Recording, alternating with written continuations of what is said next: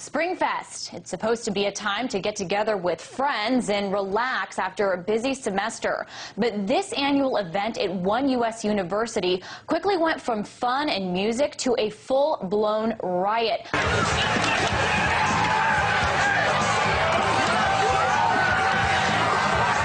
But the story doesn't end there, as police have now raided the student newspaper at James Madison University. Here to tell us more is the Breeze editor of that campus newspaper herself, Katie Thisdell. Katie, thanks for being here. Now, I understand the police have been trying to get these photos that your paper had of Springfest for evidence for the riots for a while, but I understand you tried to fight this. Explain why. Right. They did call me and ask me for the photos, and at first I said no, that our policy was that the only photos available are the ones that are on our website. So then the next day, last Friday, they showed up in our newsroom with a search warrant asking for all of the photos. And I again said we were protected under the Privacy Protection Act and that I needed time to consult with legal counsel. So yes.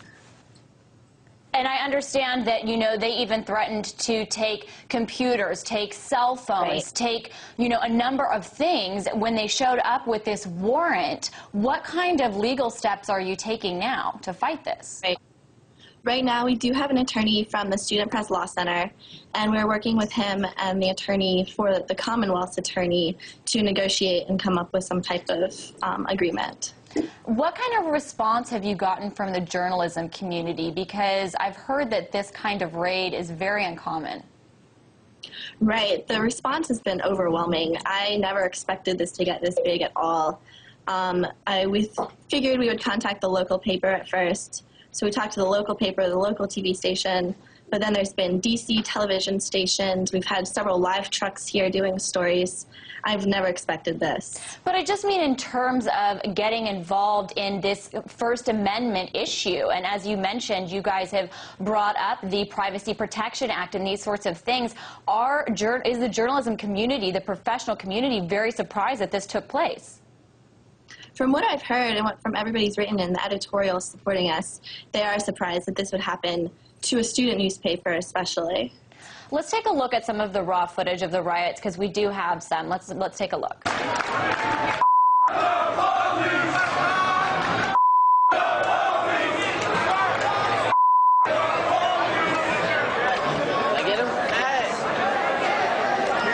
So now, Katie, from what I understand, right there we saw students throwing beer bottles.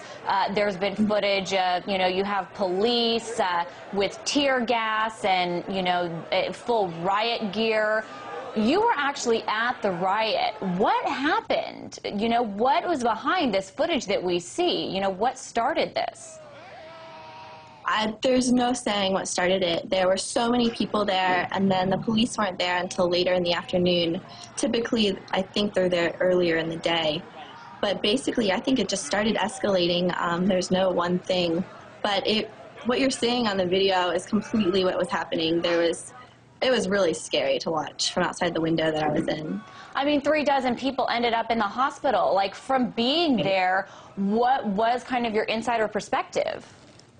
On what was going on? There was still, there's no way to say. I think people were just getting rowdy because there were so many people there. And then I guess the police weren't sure how to respond to it either. So there's no really saying. Are you surprised that, in your journalism career in college, you've had to go head-to-head with the police and take a stand like this? What's that been like?